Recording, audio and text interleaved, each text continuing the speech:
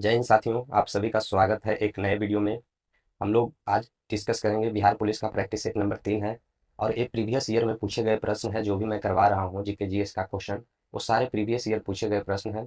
तो चलिए हम लोग क्लास को शुरू करते हैं। आज फिर हम लोग 20 क्वेश्चन को करेंगे।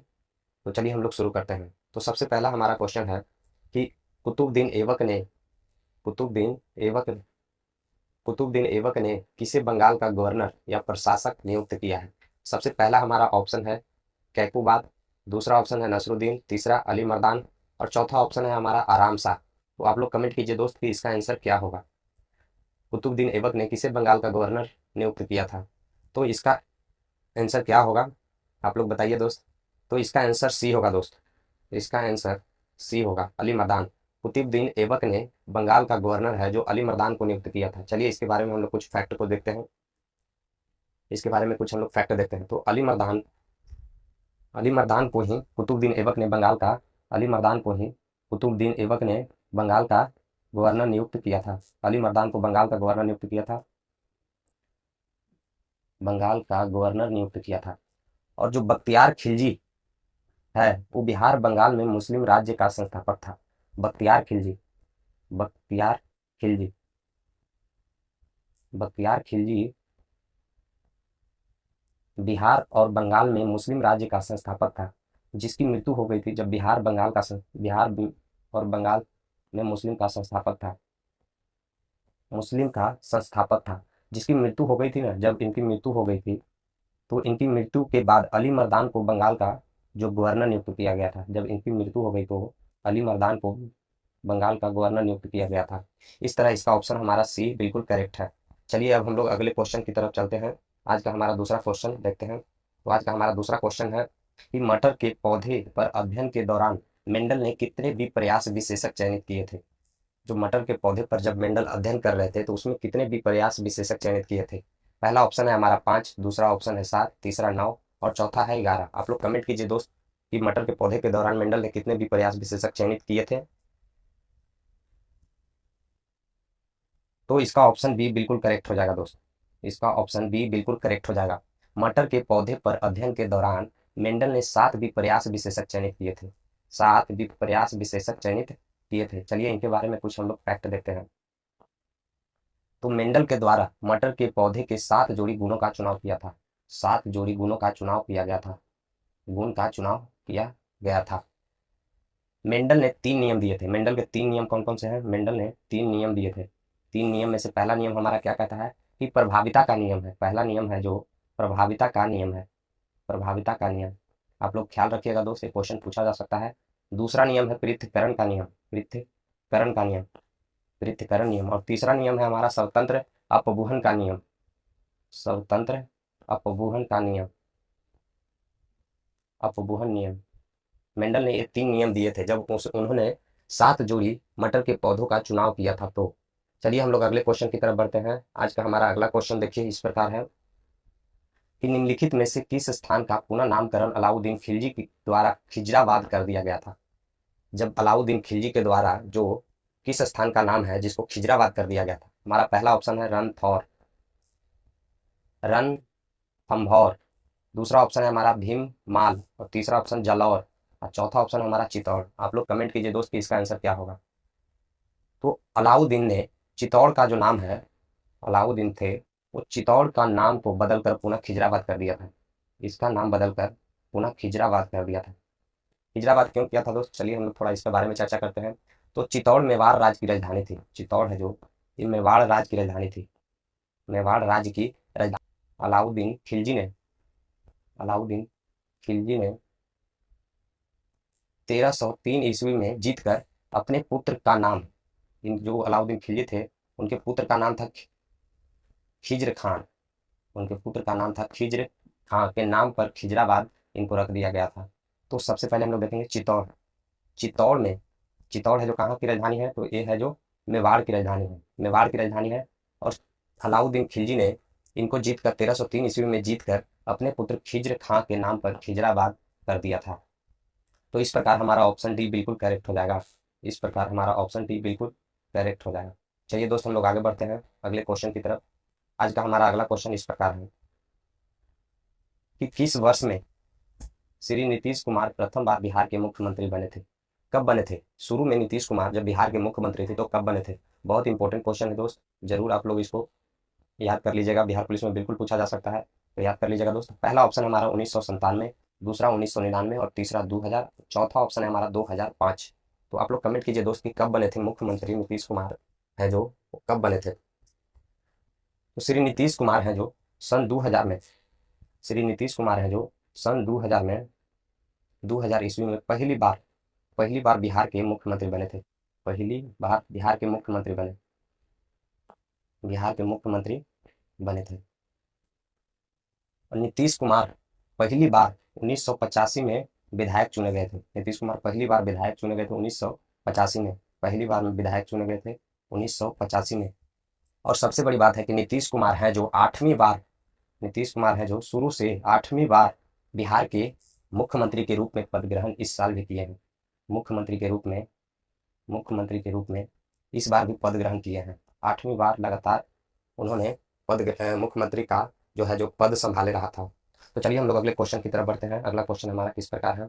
अगला क्वेश्चन है हमारा कि भारत निर्माण योजना का निम्न में से कौन सा घटक नहीं है? भारत निर्माण योजना का निम्न में से कौन सा घटक है जो नहीं है? पहला हमारा ऑप्शन है ग्रामीण दूरसंचार, दूसरा ऑप्शन है ग्रामीण आवास, तीसरा ऑप्शन है ग्रामों का विद्युतीकरण और चौथा ऑप्शन है हमारा कृषि विपणन। आप लोग कमेंट कीजिए दोस्त कि इसका उत्तर क्या होना चाहिए। तो भारत निर्माण योजना का घटक कृषि विपणन नहीं है, यानी ऑप्शन हमारा डी बिल्कुल करेक्ट हो जाएगा दोस्त, कि कृषि विपणन है जो भारत निर्माण योजना के अंतर्गत नहीं है। और जो भारत निर्माण योजना है, जो भारत निर्माण योजना है, इनकी शुरुआत कब हुई थी? तो भारत निर्माण योजना की शुरुआत 2005 में हुई थी, 2005 में हुई थी। और इसके प्रारंभ होने का उद्देश्य क्या था दोस्तों? इसके प्रारंभ होने का उद्देश्य क्या था? तो इसके प्रारंभ होने का उद्देश्य क्या था? इसका उद्देश्य क्या था कि गांव में बुनियादी ढांचे का विकास करना था। गांव में बुनियादी ढांचे का विकास, बुनियादी ढांचे का विकास करना था, विकास करना था, यानी बढ़ावा देना था गांव को। तो चलिए इसका उत्तर डी बिल्कुल सही है। हम लोग आगे देखते हैं अगला क्वेश्चन हमारा कौन सा है। अगला क्वेश्चन हमारा इस प्रकार है, लेकिन दरवाजा उपन्यास है जो किनके द्वारा रचा गया है? पहला ऑप्शन है हमारा पद्मा सचदेव, दूसरा ऑप्शन है हमारा पंकज बिष्ट का, तीसरा ऑप्शन है पानीश्वर नाथ रेणुका और चौथा ऑप्शन है हमारा प्रेमचंद। आप लोग जरूर कमेंट कीजिए दोस्त कि उत्तर, इसका उत्तर क्या होना चाहिए। तो चलिए इसका उत्तर हम लोग देखते हैं क्या होगा। तो जो लेकिन दरवाजा उपन्यास है वो पंकज बिष्ट जी का लिखा हुआ उपन्यास है, पंकज बिष्ट जी का लिखा हुआ उपन्यास है। और इनके अन्य उपन्यास के बारे में हम लोग चर्चा करेंगे। तो इनके अन्य उपन्यास क्या है? तो पंख वाली नाव है, इनका अन्य उपन्यास है जो पंख वाली नाव है, पंख वाली नाव। दूसरा इनका उपन्यास क्या है? उस चिड़िया का नाम, उस चिड़िया का नाम, उस चिड़िया का नाम है जो इन्हीं का उपन्यास है। एक और है इनका उपन्यास जो शताब्दी से शेष है, शताब्दी से शेष, शताब्दी से शेष। ये तीनों हैं जो पंकज बिष्ट जी के ही उपन्यास हैं। तो आप लोग जरूर ध्यान रखिएगा कि लेकिन दरवाजा जो उपन्यास है वो पंकज बिष्ट जी का है। चलिए हम लोग अगले क्वेश्चन की तरफ बढ़ते हैं। तो अगला क्वेश्चन हमारा है, मानव जाति में निम्नलिखित में से किस प्रकार का लिंग निर्धारण पाया जाता है? जो मानव जाति में है वो किस प्रकार का लिंग निर्धारण पाया जाता है? हमारा पहला ऑप्शन है एक्स वाई, दूसरा ऑप्शन है एक्स ओ, तीसरा ऑप्शन है जेड डब्ल्यू और चौथा ऑप्शन है जेड ओ। आप लोग कमेंट कीजिए दोस्त, बिल्कुल एकदम जल्दी जल्दी कमेंट कीजिए कि इसका उत्तर क्या होना चाहिए। तो चलिए हम लोग देखते हैं कि मानव जाति का जो लिंग निर्धारण है, जो एक्स वाई प्रकार का लिंग निर्धारण पाया जाता है मानव जाति में। और मानव में 46 गुणसूत्र टोटल पाए जाते हैं। टोटल कितने गुणसूत्र पाए जाते हैं मानव जाति में? तो टोटल 46 गुणसूत्र पाए जाते हैं, टोटल 46 गुणसूत्र पाए जाते हैं। पुरुषों में एक्स गुणसूत्र होते हैं, जो मेल होते हैं, मेल में एक्स वाई गुणसूत्र होते हैं, एक्स वाई। और जो फीमेल होती हैं, फीमेल में कौन से होते हैं? वो फीमेल में एक्स एक्स गुणसूत्र पाए जाते हैं। इतना आप लोग ध्यान रखिए, बिल्कुल एग्जाम पॉइंट ऑफ व्यू से बहुत ही इंपॉर्टेंट है दोस्त। तो इसका उत्तर क्या होना चाहिए? तो इसका उत्तर हमारा ए बिल्कुल करेक्ट हो जाएगा, इसका उत्तर ए बिल्कुल करेक्ट हो जाएगा। चलिए हम लोग अगले क्वेश्चन की तरफ बढ़ते हैं कि निम्नलिखित में से कौन सा देश राष्ट्र संघ का सदस्य नहीं बना है? कौन सा देश है जो राष्ट्र संघ का सदस्य नहीं बना है? हमारा पहला ऑप्शन है संयुक्त राज्य अमेरिका, दूसरा ऑप्शन है हमारा फ्रांस, तीसरा ऑप्शन है इंग्लैंड और चौथा ऑप्शन है चीन। आप लोग बताइए दोस्त कि उसका उत्तर क्या होना चाहिए। चलिए हम लोग क्वेश्चन को देखते हैं कि जो संयुक्त राष्ट्र का सदस्य का जो संघ है, जो कौन सा देश नहीं बना है? तो संयुक्त राष्ट्र अमेरिका है जो संयुक्त राष्ट्र संघ का सदस्य है जो नहीं बना है। संयुक्त राज्य अमेरिका। तो इसका उत्तर क्या होगा? इसका ऑप्शन ए बिल्कुल करेक्ट हो जाएगा।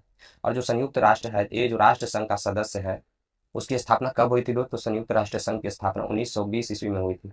राष्ट्र संघ की स्थापना है जो 1920 ईस्वी में हुई थी। और इसकी असफलता का कारण ही था कि संयुक्त राज्य अमेरिका को है जो उन्होंने सदस्य नहीं बनाया था। इसी के कारण जो राष्ट्र संघ का सदस्यता है वो असफल हो गया था दोस्त। चलिए हम लोग अगले क्वेश्चन की तरफ बढ़ते हैं। अगला क्वेश्चन हमारा इस प्रकार है, जायसी की पद्मावती का संबंध किस द्वीप से था? जायसी की पद्मावती का संबंध, पहला ऑप्शन है भवानी द्वीप, दूसरा लक्षद्वीप, और तीसरा सिन्हाल द्वीप, और चौथा है जो दीव द्वीप। आप लोग कमेंट कीजिए दोस्त कि इसका उत्तर क्या होगा। तो जायसी की पद्मावती का संबंध है जो सिन्हाल द्वीप से है, यानी इसका उत्तर सी बिल्कुल करेक्ट हो जाएगा दोस्त। उम्मीद है आप लोग इसका उत्तर सही बताए होंगे, और इसका उत्तर सिन्हाल बिल्कुल करेक्ट हो जाएगा। इसके बारे में अगर कुछ चर्चा करना चाहें तो कर लेते हैं। जो श्रीलंका है, श्रीलंका का प्राचीन नाम क्या था? श्रीलंका का प्राचीन नाम था सिन्हाल द्वीप। श्रीलंका का प्राचीन नाम ही था सिन्हाल द्वीप। पद्मावती सिन्हाल द्वीप के, पद्मावती कौन थे फिर? पद्मावती जो सिन्हाल द्वीप के राजा गंधर्व सेन की कन्या थी। यानी श्रीलंका सिन्हाल द्वीप के राजा कौन थे? तो सिन्हाल द्वीप के राजा कौन थे? तो सिन्हाल द्वीप के राजा गंधर्व थे। और गंधर्व की पत्नी यानी कन्या की क्या नाम थी? तो पद्मावती कन्या का नाम था। पद्मावती कन्या का नाम था।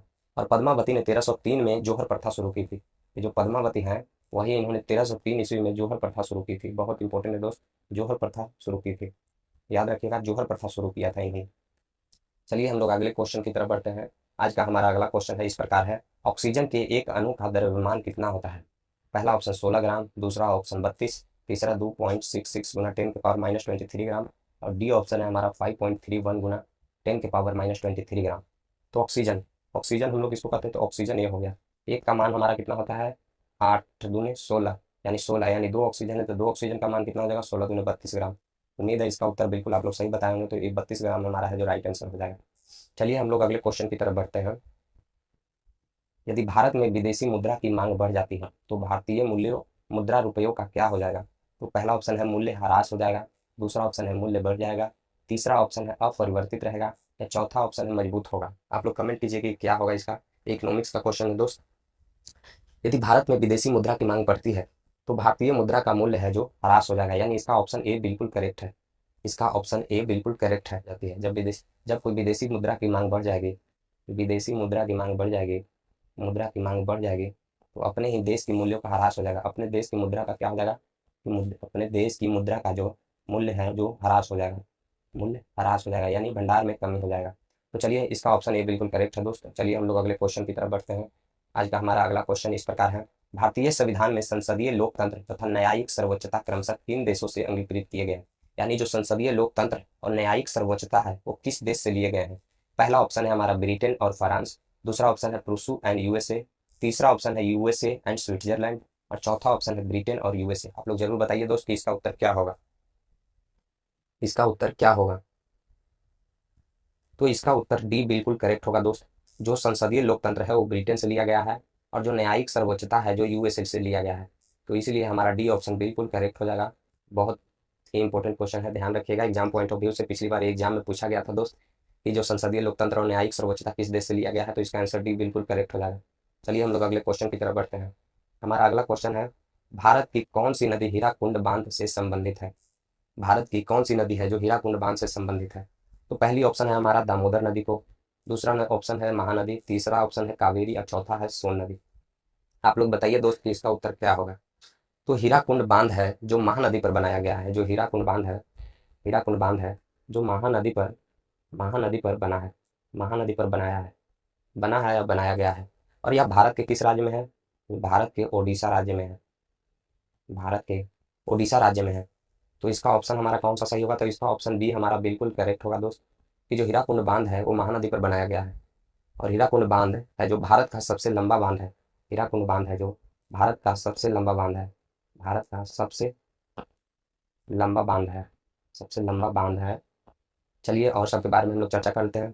तो सोन नदी है जो वो गंगा की सहायक नदी है, सोन नदी है जो गंगा की सहायक नदी है, गंगा की सहायक नदी है, सहायक नदी है। दामोदर नदी को हम लोग क्या कहते हैं? तो दामोदर नदी को बंगाल का शोक कहा जाता है, दामोदर नदी को बंगाल का शोक कहा जाता है, बंगाल का शोक। आप लोग कमेंट कीजिए दोस्त कि बिहार का शोक किस नदी को कहा जाता है? बिहार का शोक किस नदी को कहा जाता है? बिहार का शोक है जो किस नदी को कहा जाता है? आप लोग जरूर कमेंट कीजिए दोस्त। चलिए हम लोग अगले क्वेश्चन की तरफ बढ़ते हैं। हमारा अगला क्वेश्चन है, विद्युत धारा का एसआई इकाई क्या है? ये जो विद्युत धारा की एसआई इकाई क्या है? पहला ऑप्शन है हमारा वाट, दूसरा ऑप्शन है ओम, तीसरा ऑप्शन है वोल्ट और चौथा ऑप्शन हमारा है जो एम्पियर है। तो इसका क्या उत्तर होगा दोस्त, आप लोग जरूर बताएं। तो जो विद्युत धारा है इसकी एसआई इकाई क्या होगी? तो इसकी एसआई इकाई क्या हो जाएगी? तो इसकी एसआई इकाई हो जाएगी एम्पियर, यानी इसका चौथा यानी डी नंबर ऑप्शन बिल्कुल करेक्ट है दोस्त। डी नंबर ऑप्शन बिल्कुल करेक्ट है। आप लोग कमेंट कीजिए कि वॉट किसकी इकाई है, वॉट किसकी इकाई है, कमेंट कीजिएगा। चलिए हम लोग अगले क्वेश्चन की तरफ बढ़ते हैं। अगला क्वेश्चन है हमारा कि धोने का सोडा का सामान्य नाम क्या है, यानी नॉर्मल नाम क्या है धोने का सोडा का? पहला ऑप्शन है हमारा सोडियम बाइकार्बोनेट, दूसरा ऑप्शन है कैल्शियम कार्बोनेट, तीसरा ऑप्शन है हमारा सोडियम कार्बोनेट और चौथा ऑप्शन है हमारा कैल्शियम बाइकार्बोनेट। आप लोग कमेंट कीजिए दोस्त कि इसका उत्तर क्या होना चाहिए। चलिए हम इसके उत्तर की तरफ बढ़ते हैं। तो धोने का सोडा का सामान्य नाम है जो सोडियम कार्बोनेट है, यानी इसका तीसरा बिल्कुल करेक्ट जवाब होगा, सोडियम कार्बोनेट। धोने का धोने का सोडा सोडियम कार्बोनेट को कहा जाता है। इसको धोने का सोडा या फिर धोवन सोडा भी कहा जाता है। धोने का सोडा या धोवन सोडा भी कहा जाता है। सोडियम कार्बोनेट का प्रयोग, सोडियम कार्बोनेट का प्रयोग किसके लिए किया जाता है? तो सोडियम कार्बोनेट का प्रयोग है जो कपड़े धोने के लिए किया जाता है। कपड़े धोने के लिए किया जाता है। कपड़े धोने के लिए प्रयोग किया जाता है। प्रयोग किया जाता है। चलिए हम लोग अगले क्वेश्चन की तरफ बढ़ते हैं। सोडियम धातु को किस में रखा जाता है? सोडियम धातु को किस में रखा जाता है? पहला ऑप्शन है पानी, दूसरा ऑप्शन है मिट्टी का तेल और तीसरा ऑप्शन है पेट्रोल और चौथा ऑप्शन है एल्कोहल। आप लोग बताइए दोस्त कि सोडियम धातु है जिसको हम लोग किस में रखते हैं? चलिए इसका उत्तर की तरफ बढ़ते हैं। तो सोडियम धातु को केरोसिन में संग्रहित करते हैं। केरोसिन यानी मिट्टी के तेल में संग्रहित करते हैं। मिट्टी के तेल में संग्रहित करते हैं। क्यों संग्रहित करते हैं दोस्त मिट्टी के तेल में?